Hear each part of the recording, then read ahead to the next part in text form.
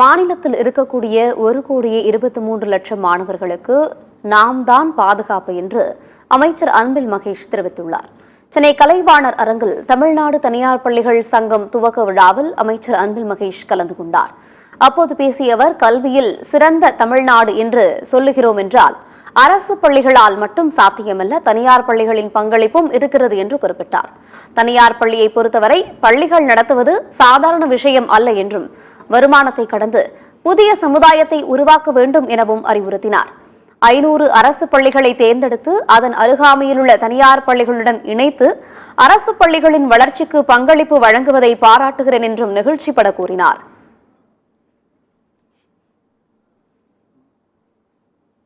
கல்வி சிறந்த தமிழ்நாடு என்று நாம் சொல்லுகிறோம் என்று சொன்னால் அது வெறும் அரசு பள்ளியால் மட்டும் சாத்தியமில்லை. எஜுகேஷன் என்று வரும்போது தனியார் பள்ளிகள் சார்ந்திருக்கின்ற இது கமர்ஷியல் பார்ட் இருக்கும், பிசினஸ் இருக்கும். ஒரு ஸ்கூல் நடத்துறது சாதாரண விஷயம், நடத்தி தான் ஆக வேண்டும். அதுல ப்ராஃபிட் அண்ட் லாஸ் இருக்கும், எல்லாம் இருக்கும், இல்லை என்று சொல்லவில்லை.